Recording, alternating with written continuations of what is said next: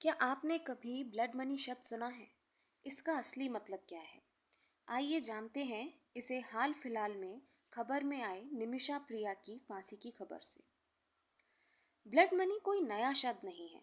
ये प्रथा हजारों साल पुरानी है। जर्मनिक कबीलों में इसे वैरगिल कहा जाता था। मतलब किसी की जान लेने पर उसकी कीमत चुकाना। इस्लामिक कानून में इसे दिया या दियत भी कहते हैं। अगर कोई किसी को मार दे तो परिवार चाहे तो मुआवजा लेकर सजा माफ कर सकता है। बाइबल में भी इसका जिक्र है। प्राचीन जापान और चीन में भी ऐसी ही प्रथाएं थी। मूल रूप से ब्लड मनी का विचार इंसाफ और बदले की भावना को संतुलित करने के लिए था, ताकि समाज में हिंसा न बढ़े। आज भी कई देशों में ब्लड मनी का कानूनी रूप मौजूद है, जैसे सऊदी अरब, पाकिस्तान, ईरान और हाल ही में यमन के निमिषा प्रिया केस से आप बेहतर ढंग से समझ सकते हैं। यमन के कानून के अनुसार अगर किसी ने किसी की हत्या की है तो उसे मृत्यु दंड की सजा मिलती है।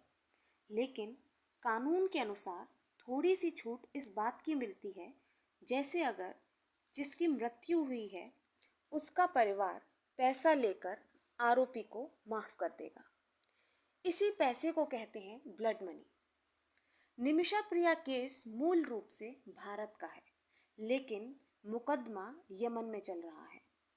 यमन में निमिषा प्रिया को फांसी दी जाने वाली थी, लेकिन अभी कुछ समय के लिए स्थगित कर दिया है। निमिषा प्रिया भारतीय नर्स है जो केरला की रहने वाली है। 2017 में इन पर आरोप लगा था कि इन्होंने अपने व्यापारिक साझेदार की हत्या की। दरअसल निमिषा प्रिया ने यमन की राजधानी सना में अपने व्यापारिक साझेदार के साथ मिलकर एक क्लिनिक स्थापित किया। पर फिर आपसी विवाद के चलते निमिषा प्रिया ने अपने साझेदार की हत्या कर दी।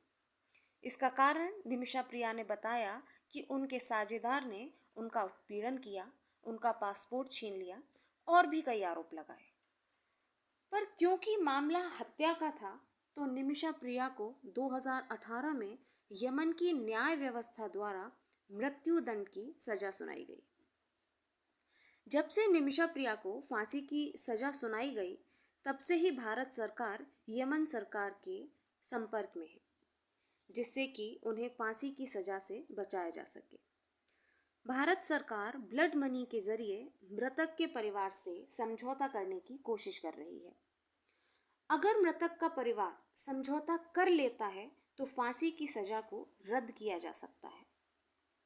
उम्मीद करती हूँ आपको ब्लड मनी का अर्थ समझ आया होगा। वीडियो पसंद आई हो तो लाइक, शेयर एंड सब्सक्राइब जरूर करें।